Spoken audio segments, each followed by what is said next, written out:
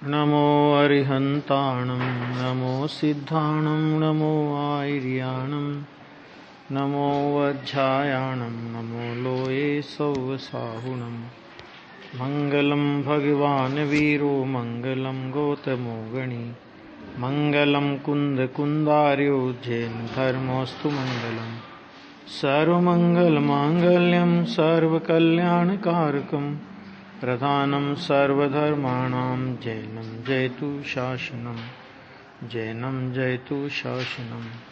सर्वव्यापैकचिद्रूप स्वरूपाय परात्मने स्वोपलब्धि प्रसिद्धाय ज्ञानानंदात्मने नमः।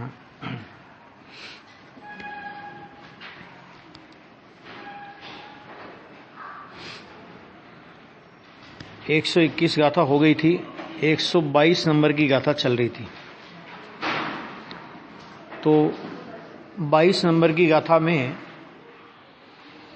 परमार्थ से आत्मा के द्रव्य कर्म का अकर्तृत्व प्रकाशित करते हैं।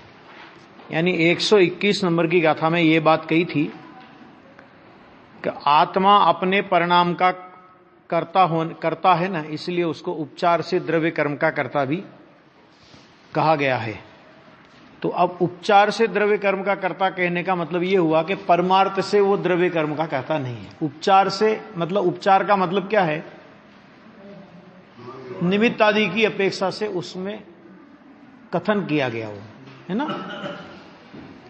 तो परमार्थ से आत्मा द्रव्य कर्म का अकर्ता है। तो इस बात को इस गाथा में बता रहे हैं। टीका देखिए कि प्रथम तो आत्मा का परिणाम वास्तव में स्वयं आत्मा ही है, क्योंकि परिणामी परिणाम के स्वरूप का कर्ता होने से परिणाम से अनन्य है। क्या? परिणामी परिणाम के स्वरूप का कर्ता होने से वो कैसे है कि परिणाम से वो अनन्य है, एकमेक है। ये बात यहां पर अभी सिद्ध कर रहे हैं। ये चर्चा हो गई थी, इसको खाली पढ़ रहे हैं। और जो उसका माने आत्मा का तथाविध परिणाम है वह जीवमयी ही क्रिया है। ठीक है ना। यहां तो रागद्वेष की बात चल रही है, तो वो भी क्या है कि वो भी जीवमयी ही क्रिया है, क्योंकि सर्व द्रव्यों की परिणाम लक्षण क्रिया आत्मयता माने निजमयता से स्वीकार की गई है। मतलब क्या? मतलब कि हर द्रव्य अपनी क्रिया का करता है। तो आत्मयता माने निजमयता, माने हर द्रव्य अपनी क्रिया का करता है, और वो क्रिया उसकी निजमय है। वो उसमय वो क्रिया होती है, उससे बाहर वो क्रिया नहीं, इस प्रकार स्वीकार की गई है। और फिर जो जीवमयी क्रिया है वह आत्मा के द्वारा स्वतंत्रतया प्राप्य होने से कर्म है।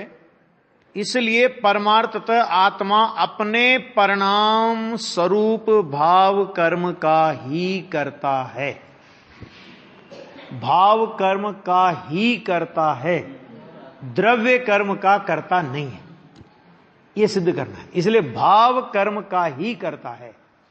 कोई इसका अर्थ ऐसा निकाले कि भाव कर्म का करता है तो क्या निर्मल परिणामों का करता नहीं है क्या? अभी वो प्रकरण नहीं चल रहा है। अभी प्रकरण किसका चल रहा है कि द्रव्य कर्म का करता नहीं है, इसलिए भाव कर्म का ही करता है। नहीं, जो ही शब्द आया है ना, ये ही शब्द द्रव्य कर्म के कर्तापने के निषेध के लिए आया है। द्रव्य कर्म का करता नहीं, यानी पर की क्रिया का करता तो आत्मा है ही नहीं। द्रव्य कर्म, अब अपन तो सारे जो जितना करणान योग है वो सारा तो द्रव्य कर्म के कर्तृत्व से भरा पड़ा है, कि ये सब उपचार का कथन है। समझ में आ गया? और उस कथन को उपचार का कथन समझे कि एक दूसरे द्रव्य की क्रिया का कर्ता दूसरे द्रव्य को कहना, पुद्गलमयी क्रिया का कर्ता। द्रव्य कर्म किसकी क्रिया है? शुद्ध रूप से पुद्गल की क्रिया है। कार्माण वर्गणा उस क्रिया का कर्ता है। तो आत्मा को उस द्रव्य कर्म की क्रिया का कर्ता कहना, वो तो उपचार हुआ, है ना। तो भाव कर्म का ही करता है, किंतु पुद्गल परिणाम स्वरूप द्रव्य कर्म का नहीं। यहां तक अपनी चर्चा हुई थी, बराबर है। पुद्गल परिणाम स्वरूप द्रव्य कर्म का नहीं, है ना। हाँ, अब इतनी बात करने के बाद अब देखो, अब यहां ऐसा प्रश्न होता है कि जीव भाव कर्म का ही करता है, तब फिर द्रव्य कर्म का कर्ता कौन है? जीव को चैन नहीं पड़ती, भाव कर्म का करता है तू, द्रव्य कर्म का करता नहीं है ना। तो द्रव्य कर्म का करता नहीं है, तो इसको यह जानने की जिज्ञासा हुई शिष्य को कि ये बताओ फिर द्रव्य कर्म का करता नहीं कौन है। लालचंद भाई एक बहुत अच्छी बात कहते थे, वो राग के संबंध में कहते थे कि भाई आत्मा राग का अकर्ता है। तो शिष्य कहता कि ये बताओ राग का कर्ता कौन है? तो कहते तू अकर्ता है ना, अभी कौन करता है, तुझे क्या करना उससे? कि नहीं, आप मुझे राग का कर्ता बताओ तो मैं आत्मा को राग का अकर्ता मान लूंगा। समझ में आ गया? तो फिर शुद्ध दृष्टि के बल से आचार्य भगवान कहते हैं कि पुद्गल कर्म राग का करता है, जा तू करता नहीं है। वहां शुद्ध स्वभाव की दृष्टि। तो वो करणान योग जिस बात को स्थापित करता है, अध्यात्म उसका निषेध करता है। ध्यान से सुनना, बहुत मार्मिक बिंदु आ रहा है कि द्रव्य कर्म जिस बात को स्थापित करता है, अध्यात्म उसका निषेध करता है। द्रव्य कर्म स्थापित करता है कि भाव कर्म का करता द्रव्य कर्म है। निमित्त की ओर से बोलता ही राग का करता कौन बोलेगा, और अध्यात्म उसका निषेध करेगा कि नहीं, एक द्रव्य दूसरे द्रव्य की क्रिया का करता नहीं। लेकिन जब परम अध्यात्म शैली में जाएंगे तो परम अध्यात्म शैली में उसी कथन को स्वीकार करेगा। कैसे? समय सार की 75 नंबर की गाथा। ज्ञानी की भूमिका में होने वाले राग का व्यापक संबंध कर्म के साथ लिया। किसका किसका? सुनना जरा, राग द्वेष मोह जो ज्ञानी की भूमिका में होते दिखाई देते हैं ना, तो ज्ञानी की भूमिका में होने वाले उन राग द्वेष मोह का निमित्त नैमित्तिक संबंध नहीं, व्यापक संबंध कर्म के साथ ले दिया। तो वहां प्रयोजन क्या था कि शुद्ध स्वभाव राग का कर्ता नहीं है, और जिसको शुद्ध स्वभाव की दृष्टि प्रकट हुई, ऐसा ज्ञान परिणाम भी राग का अकर्ता है। तो अब उस राग को डाले कहां पर? तो उन्होंने कहा कि जिसके लक्ष्य से वो राग हुआ, तो उसके साथ में व्यापक संबंध डाल दिया उसका। कि कैसे? कि जैसे घट का और मिट्टी का व्यापक संबंध है, ऐसा। तो साहब आप तो वहां तो निषेध करके आए थे, तीसरी गाथा में तो निषेध करके आए थे कि एक द्रव्य दूसरे द्रव्य को स्पर्श नहीं करता, है ना। तो देखो, एक परम अध्यात्म की शैली है कि परम अध्यात्म की शैली में जब शुद्ध स्वभाव की चर्चा कर रहे हैं, तो शुद्ध स्वभाव में ऐसा कोई गुण है, ऐसी कोई शक्ति है कि जो राग को करे, विकार को करे, ऐसी कोई शक्ति और ऐसा कोई गुण है? नहीं है। तो जब ऐसी कोई शक्ति और ऐसा कोई गुण नहीं है, तो जिसको शुद्ध स्वभाव की दृष्टि प्रकट हो गई, ऐसा ज्ञानी राग का कर्ता कैसे हो सकता है? कहां साहब नहीं होता। तो फिर ज्ञानी की भूमिका में राग तो देखा जाता है, तभी उसको क्या करना? तो क्या उस राग का स्वामित्व ज्ञानी के नहीं है, तो जिसका राग के साथ में स्वामित्व है वो राग का कर्ता, और जिसका राग के साथ में स्वामित्व टूट गया तो वो राग का कर्ता नहीं। जैसे एक उदाहरण देखो, समय सार और प्रवचन सार की ये मूलभूत शैली का अंतर समझना जरा। कि जैसे एक व्यापारी है, वो घर पे बैठा है, तबीयत खराब है, दुकान पे नहीं गया, और दिन भर में 5-10 लाख रुपए का सामान बिका, तो भी व्यापार किसने किया? है महावीर जी, किसने किया? सेठ जी ने किया, है ना। और जो नौकर काम कर रहा है, जिसने सारी दुकान संभाली है, सेठ तो खाली गद्दे पे बैठा रहता है, सारा काम वो करते हुए भी वो अकर्ता है। क्यों अकर्ता है? क्योंकि व्यापार के लाभ हानि का वह स्वामी नहीं है। और वो सेठ भले ही घर में बैठा हो तो भी व्यापार के लाभ हानि का स्वामी होने की वजह से वो व्यापार का कर्ता कहलाता है। ये समय सार की शैली है कि जिसका राग के प्रति स्वामित्व टूट गया वो ज्ञानी राग का कर्ता नहीं।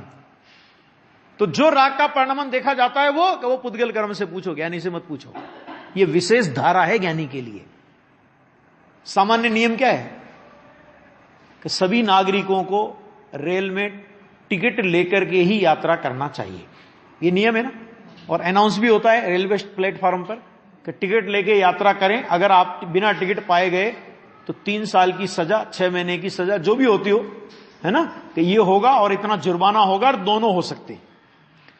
सामान्य नियम ये होने पर भी कुछ विशेष धाराएं ऐसी है जिसमें बिना टिकट यात्रा करने की छूट है। कैसे? कि जैसे किसी को पद्मश्री मिला।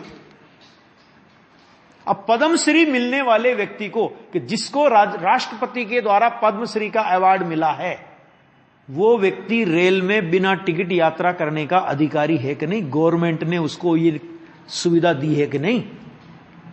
तो बोलो, अब बिना टिकट अगर वो पाया जाए तो उसे पकड़ करके जेल होगी कि नहीं होगी? नहीं होगी। क्यों नहीं होगी? क्योंकि उसके लिए वो विशेष अधिकार प्राप्त है।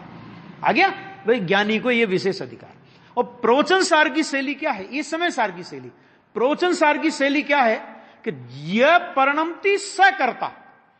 आगे समझ में क्या कहा? प्रवचन सार किसे कहेगा कर्ता?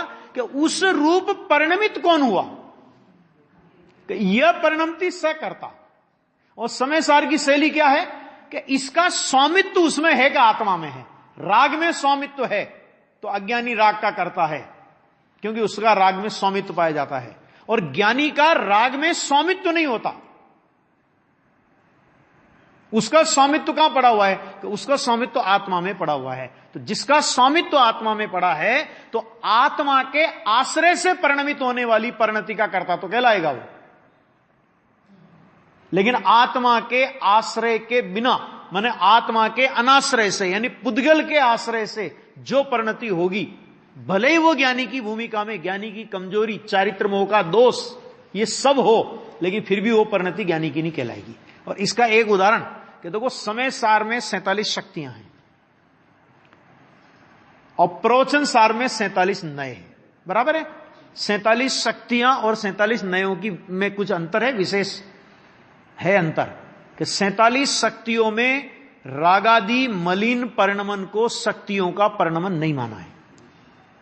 आत्मा द्रव्य, आत्मा की अनंत शक्तियां और शक्ति और शक्तिवान के आश्रय से प्रकट होने वाली निर्मल परिणति को आत्मा का परिणमन माना। वहां राग के एक एक शक्ति में राग का अभाव सिद्ध किया, व्यवहार का निषेध सिद्ध किया, है ना? ये समय सार की शैली। क्यों? क्योंकि दृष्टिवंत को राग कौन कहेगा? एक। और दूसरा प्रवचन सार में, कि प्रवचन सार में कर्ता नए, अकर्ता नए, भोक्ता नए, अभोक्ता नए। तो प्रवचन सार क्या कहेगा? कि भले ही आत्मा पुद्गल द्रव्य का कर्ता नहीं है, भले ही आत्मा पुद्गल द्रव्य का भोक्ता नहीं है, लेकिन जब तक उसकी भूमिका में राग है, उस राग रूप वो परिणमित हुआ, तो उस राग का कर्ता उसे कहेंगे हम। और उस राग के कारण अथवा संयोग का लक्ष्य करके जो हर्ष शोक का परिणाम हुआ, तो राग का कर्ता भी कहेंगे और हर्ष शोक का भोक्ता भी कहेंगे। समय सार नहीं मानेगा इस बात को। समय सार कहेगा नहीं, राग का ज्ञानी राग का कर्ता नहीं, ज्ञानी हर्ष शोक के परिणाम का भोक्ता नहीं। वो दृष्टि प्रदान शैली है, ये ज्ञान प्रदान शैली है ना? लेकिन अंतर कि जिस समय ज्ञानी को कर्ता नए से राग का कर्ता कहा जा रहा है, उसी समय अकर्ता नाम का एक धर्म भी वहां पर है। जिस समय भोक्ता नए से आत्मा को हर्ष शोकादि का भोक्ता कहा जा रहा है, उसी समय अभोक्ता नाम का धर्म भी है। समझ आ गया कि नहीं आ गया? तो उसका निषेध करके नहीं, समय सार की शैली का निषेध करके प्रवचन सार कह रहा हो सो बात नहीं है, लेकिन प्रवचन सार का यह है कि ज्ञान प्रधान शैली होने से ज्ञान में जितनी कमजोरी ज्ञानी की होती है, ज्ञानी अपनी कमजोरी का उत्तरदायित्व, भले ही वो कमजोरी का मालिक अपने को नहीं माने, लेकिन ये कमजोरी मेरी गलती से, मेरी कमजोरी से, मेरी स्वरूप की अस्थिरता की वजह से हुई है, ये एक शैली है। दोनों शैलियों का अंतर समझना है ना, क्योंकि अपन जब समय सार पढ़ेंगे तो बार वहां तो ऐसा आएगा कि सम्य दृष्टि के भोग भी निर्जरा के कारण है, और यहां तो कह रहे हैं ज्ञानी राग का करता है ना। ये शैलीगत भेद है, समझ आ गया नहीं आ गया? तो ऐसा समझ लेना। उसमें एक और उदाहरण देते हैं, जैसे देखो एक, जैसे मैं तो इसके लिए एक ऐसा उदाहरण देता हूं कि देखो भैया, जैसे किसी पहलवान हो, कोई पहलवान हिंदुस्तान का बहुत बड़ा पहलवान है, और उस पहलवान को राष्ट्रपति के द्वारा कोई बहुत बड़ा सम्मान होने जा रहा हो, तो सम्मान होने के पहले उसके बारे में लोग बोलेंगे कि नहीं बोलेंगे? बोलेंगे ना। उसका अभिनंदन समारोह किया जाएगा, उसके बाद तो ये थोड़ी कि वो पहलवान को बुला लिया, ले भाई तो अपना अवार्ड ले ले, ऐसा थोड़ी होता है। बहुत बढ़िया शानदार फंक्शन होगा। तो एक बात बताओ, पहलवान किसे कहते हैं, पीटने वाले को या पिटने वाले को? नहीं, वो तो दोनों होता है, वो तो वो ख्याल है, लेकिन पहलवान किसे, पहलवान नाम किससे मिला उसको? कि माने उसने सारी कुश्ती, सारी प्रतियोगिताएं जीती, लेकिन भाई साहब जीतने के पहले क्या वो पिटा नहीं था? पीटने वाला बनने से पहले वो पिटने वाला भी रहा होगा। लेकिन जब उसका अभिनंदन समारोह किया जा रहा हो, तो उसने कितने कितने गेम जीते, कितने कितनी जगह वो लोगों को पीट पीट करके आया, तो उसकी बात तो होगी। लेकिन उसका पड़ोसी बेटा, अरे क्या बात करते हो, ये जो एक दांत टूटा हुआ है ना इसका, ये मैंने ही तोड़ा था बचपन में, कि ये बात वहां पर चर्चा में भी नहीं आई। समझ में आ गया कि नहीं आ गया? बस समय सार वो सम्मान समारोह है। और प्रवचन सार कहता है कि जो जिसकी जितनी जितनी कमी है, उस कमी को भी अगर ज्ञान नहीं जानेगा तो उस कमी को दूर कैसे करेगा? तो कमी का ज्ञान कराना, यह भी ज्ञान प्रदान शैली में कथन होता है ना। दोनों शैलियों को समझना। अभी यहां पर प्रश्न होता है कि अब यहां ऐसा प्रश्न होता है कि जीव भाव कर्म का ही करता है, तब फिर द्रव्य कर्म का कर्ता कौन है? हमें यह बताओ। जीव ने तो भाव कर्म का कर्ता कह दिया आपने, और द्रव्य कर्म से जीव को क्लीन चिट दे दी बिल्कुल कि जीव द्रव्य कर्म का कर्ता है ही नहीं। तो द्रव्य कर्म का कर्ता तो बताओ। तो सीधी सी बात है कि तू करता नहीं है कि नहीं करता बताओ। तो आचार्य कहते सुन, उसका उत्तर इस प्रकार है कि प्रथम तो पुद्गल का परिणाम वास्तव में स्वयं पुद्गल ही है। पहला नियम, पुद्गल का परिणाम वो क्या है कि पुद्गल का परिणाम वास्तव में स्वयं पुद्गल ही है। एक पॉइंट, क्योंकि परिणामी परिणाम के स्वरूप का कर्ता होने से, कर्ता परिणामी द्रव आई थी ना बात, कि परिणामी परिणाम के स्वरूप का कर्ता होने से परिणाम से अनन्य है। आया था? परिणाम अपने आश्रयभूत परिणामी का ही है, अन्य का नहीं।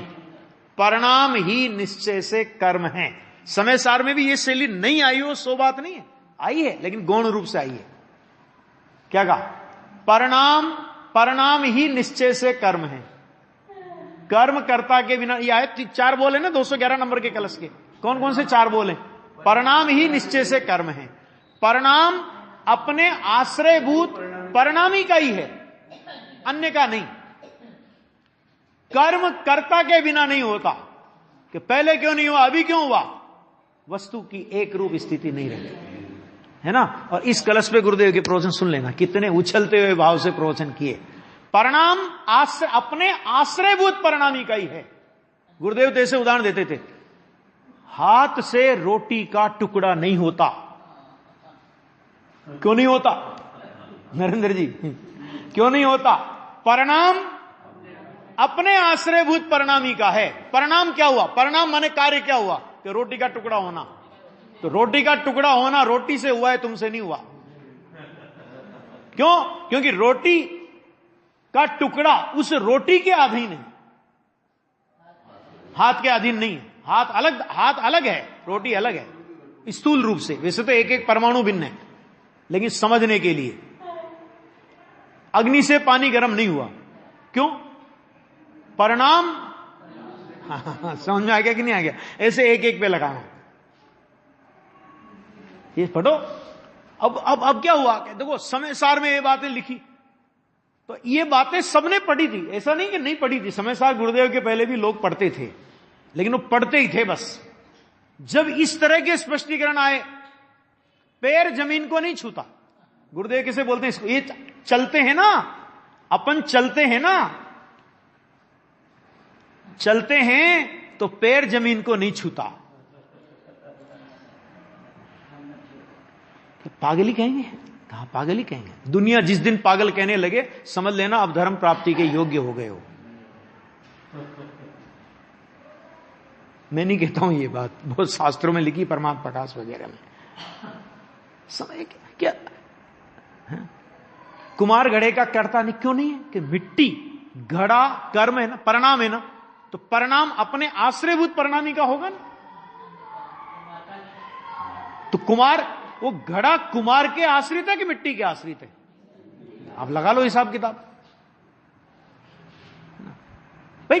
जब जिनवाणी कोई सिद्धांत हमारे सामने रख रही है, तो उसका प्रैक्टिकल तो जीवन में करना पड़ेगा कि नहीं करना पड़ेगा?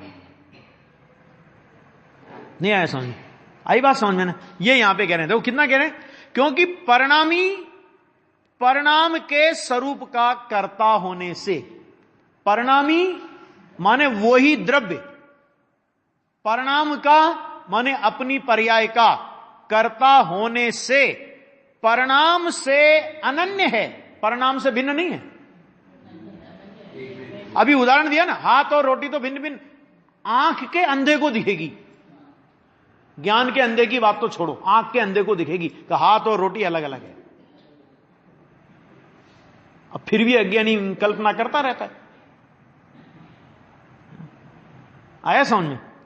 एक ने प्रश्न किया, रामजी भाई ने प्रश्न किया, जब ऐसा आता है कि साहब ऐसा कहा जाता है, क्या कहा जाता है कि चबा चबा के खाना क्योंकि पेट में आंत नहीं है। ये प्रश्न किया। जब गुरुदेव ने ऐसी बात कही ना, तो बापूजी ने प्रश्न किया कि एम कहवाय छे लोक मां कि चाबी चाबी ने खाजो, चबा चबा के खाना, पेट में आंत नहीं। तो गुरुदेव ने कहा आत्मा चबा सकता ही नहीं।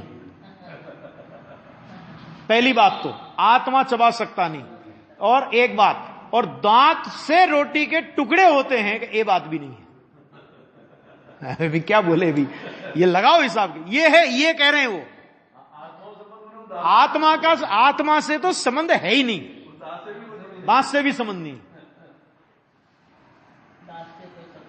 क्या ये है जैन तत्व ज्ञान? अब कौन बोलेगा ये वस्तु की, ये अच्छे अच्छों को गले नहीं उतरती। अरे ये एक बात बताओ, उस परमाणु में, जिस रोटी के परमाणु की हम बात करते हैं, उसमें हर समय परिणमन नहीं हो रहा क्या? तो वो अपना परिणमन करते करते करते करते करते करते यहां आया। अब दांत के संयोग में देख के अज्ञानी को भ्रम हो गया कि दांत से रोटी के टुकड़े हुए, तो अज्ञानी के भ्रम का कौन क्या करे? केवल ज्ञानी भगवान ने तो नहीं देखे कि दांत से रोटी के टुकड़े होते हैं, अज्ञानी को दिखता है। क्योंकि केवल ज्ञानी को जो नहीं दिखता वही तो अज्ञानी को दिखता है। नहीं आया समझ में?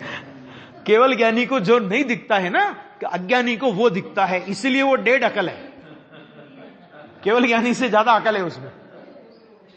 विचार करो, अज्ञानी क्यों है वो? क्योंकि केवल ज्ञानी को नहीं दिखता और उसको दिख रहा है। बोलो अभी क्या बोले इसको? केवल ज्ञानी ने तो वस्तु के स्वरूप की स्वतंत्रता बताई। आया देखो, लिखा कितना गजब का लिखा। क्योंकि परिणामी परिणाम के स्वरूप का कर्ता होने से परिणाम से अनन्य है। ग्लास फूट गया कांच का, क्यों फूटा? ध्यान नहीं रखा इसने। गिलास का फूटना एक परिणाम, परिणामी से माने गिलास से अनन्य है। इसने ध्यान नहीं रखा इसलिए फूट गया। झूठ। बोलो, तत्व ज्ञान का विचार करें ना। देखो गिलास फूट गया वो तो कभी जुड़ने वाला नहीं है। अभी तुम कितनी कसाई करो या जिसने इसने सावधानी नहीं रखी ठोक ठोक के पीट दो उसको, गिलास तो जुड़ने वाला नहीं है। लेकिन उसी समय अगर तत्व ज्ञान हमारे सामने खड़ा होगा कि इसका क्या दोष है इसमें, ये फूटने रूप परिणाम गिलास रूप परिणाम इससे अनन्य है, क्योंकि गिलास रूप परिणाम ही इसके फूटने रूप गिलास रूप परिणामी ही इसके फूटने रूप परिणाम का करता है। अब बोलो, अब करके देखो कसाई। हमारी दृष्टि निमित्ताधीन है, इसलिए बार बार निमित्तों पर कसाई आती है। वस्तु का परिणमन नहीं देखते हम लोग। वस्तु का परिणमन देखे, ज्ञानी को क्या होता है कि ज्ञानी वस्तु का परिणमन देखते हैं। ऐसा नहीं कि ज्ञानी के घर में ग्लास फूट जाए तो उसको कसाई नहीं आती होगी, लेकिन जैसी और जितनी कसाई अज्ञानी को आती है ना वैसी नहीं आती, क्योंकि अज्ञानी को कसाई इसने फोड़ा ये मान करके आती है, और ज्ञानी को कसाई आती है अपने स्वरूप में टिक नहीं पाया इसलिए। ज्ञानी की कसाई की उत्पत्ति का कारण स्वरूप में स्थिरता की कमी है, और अज्ञानी के कसाई का कारण वो परद्रव्य है। वो परद्रव्य को दोष मान करके कसाई करता है। तो जो परद्रव्य को दोषी मान करके कसाई करता है, इसने ऐसा किया ऐसा मान करके कसाई करता है, उस कसाई का नाम है मिथ्यात्व सहित की अनंतानुबंधी कसाई।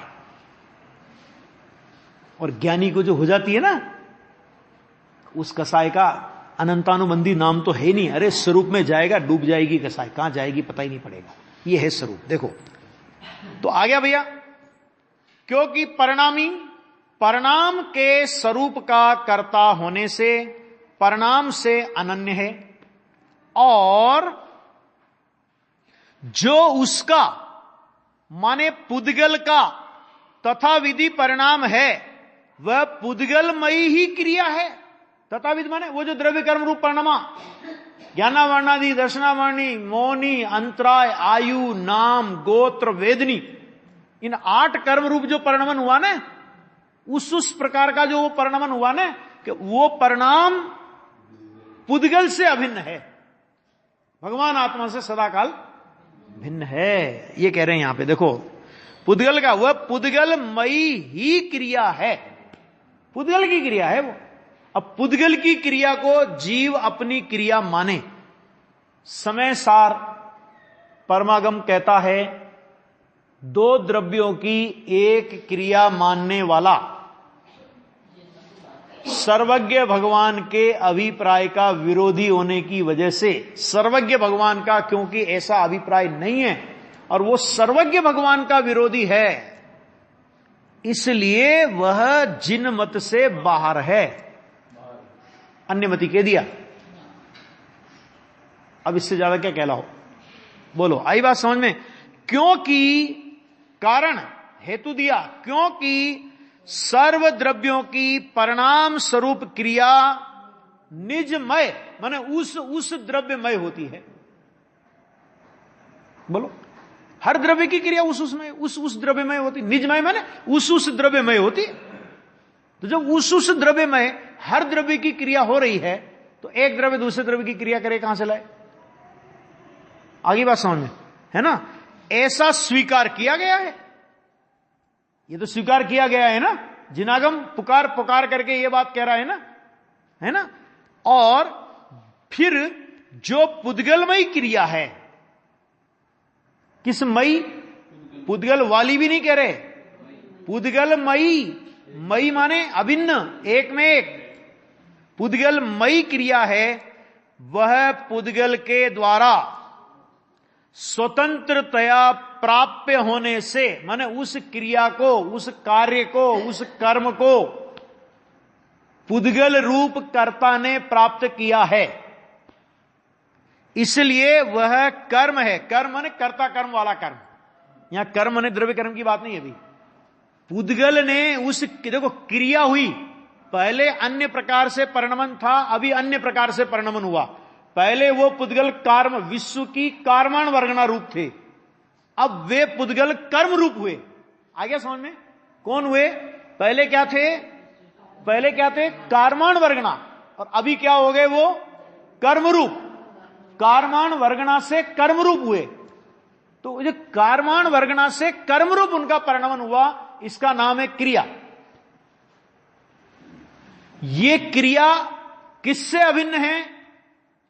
कि उन पुद्गलों से अभिन्न है। ये क्रिया किससे भिन्न है? कि जीव के मोह राग द्वेष, त्रिकाली से तो भिन्न है ही, लेकिन जीव के मोह राग द्वेष रूप परिणाम से भी वो क्रिया भिन्न है। इसलिए जीव अपने मोह राग द्वेष रूप क्रिया का कर्ता तो हो, लेकिन द्रव्य कर्म रूप क्रिया का कर्ता तो जीव सर्वथा नहीं है। कथनचित नहीं, सर्वथा नहीं है। उपचार से निमित्त की अपेक्षा से कहने में आया। उस उपचार का अर्थ इतना ही कि जीव के परिणाम का निमित्तपना देख करके उपचार कर दिया गया। समझ आ गया? सच में तो किससे अभिन्न है वो क्रिया? कि वो पुद्गल से अभिन्न है। ये आ गया? ये देखो कितना बढ़िया ले रहे हैं। फिर जो पुद्गल मयी क्रिया है, शब्द पे तो ध्यान दो, आचार्य भगवान कितना गजब का बोल रहे। देखो, वह पुद्गल के द्वारा स्वतंत्रतया, पुद्गल स्वतंत्रतया उसे प्राप्त करता है। पुद्गल ने जीव से ये प्रार्थना नहीं की कि भाई साहब मैं पुद्गल हूं, कार्माण वर्गणा हूं और अब कर्म रूप क्रिया को प्राप्त करने जा रहा हूं, इसलिए आप मेरा सहयोग कीजिए, ऐसा कहा? यहां तो लिख रहे हैं स्वतंत्रतया जीव के सहयोग की उसे रंच मात्र भी अपेक्षा नहीं है। तभी तो स्वतंत्रतया है ना। पुद्गल ने कहा आज तक, है ना, स्वतंत्रतया प्राप्त होने से कर्म है। आगे बात, ये जैसे जीव और कर्म पे घटित किया ना, ऐसे जिन जिन भी पुद्गलों में अपने को कर्तृत्व का अहंकार हो, वहां पर यह सूत्र लगा लेना। आ गया? जिन जिन भी पुद्गलों में शरीर का मैं कर सकता हूं, कि करके देख ले, क्या करेगा? पुद्गलमयी है वो क्रिया। इसलिए परमार्थतः माने वास्तव में पुद्गल अपने परिणाम स्वरूप उस द्रव्य कर्म का ही करता है। यानी जीव के मोह राग द्वेष भावों का कर्ता पुद्गल द्रव्य सर्वथा नहीं है। समय सार की 372 नंबर की गाथा के बाद एक कलश आचार्य भगवान ने लिया है। जरा देखो, अगर मिलता है समय सार, मेरे इसमें है, देखो बहुत अच्छा कलश लिया है।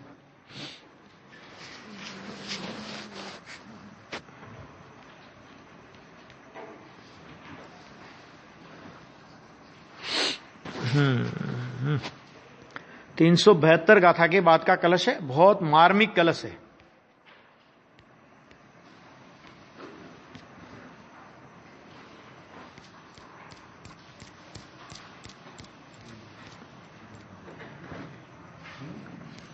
एक मिनट बता रहा हूं, है ना। 372 नंबर की गाथा के बाद का कलश नंबर देखिए, 220 नंबर का कलश।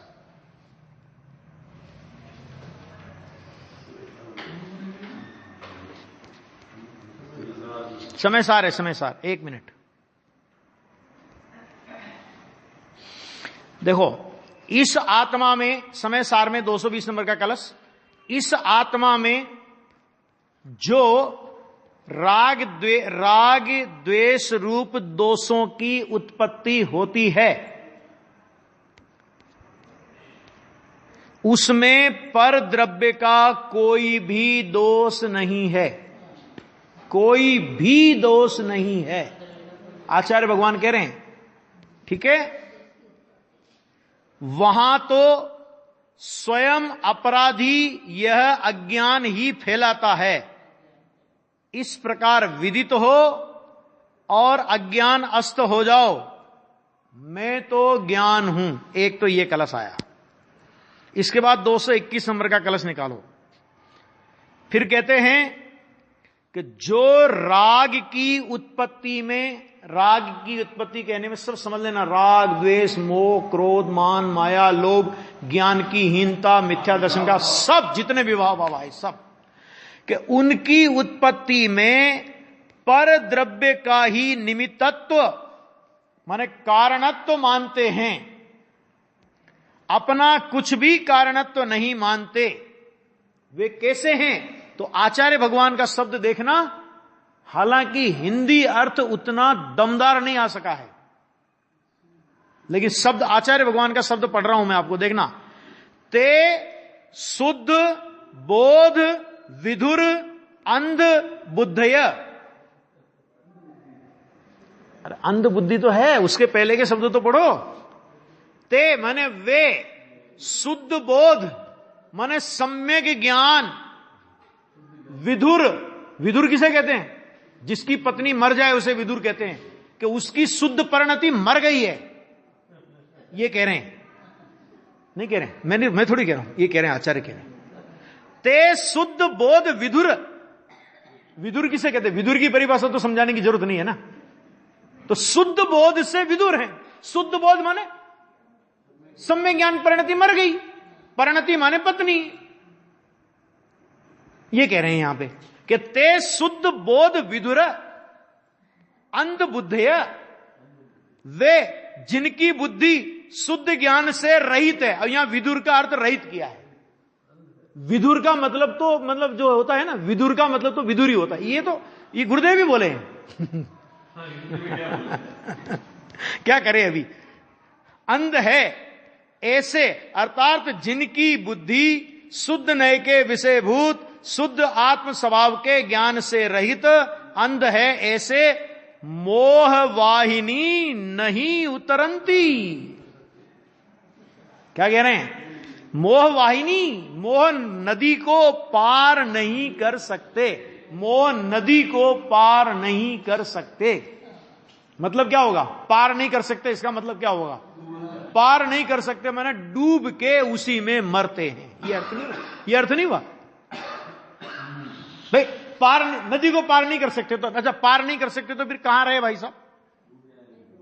कहां रहे फिर? पार नहीं कर सके तो कहां रहे? अच्छा बताओ, आप बता दो। पार नहीं कर सके, पार नहीं कर सके तो रहे कहां? नदी में। तो नदी में क्या रहा है? आगे बात समझ से आ गया, बस हो गया। ये इतनी गजब की चर्चाएं हैं, बहुत गजब की।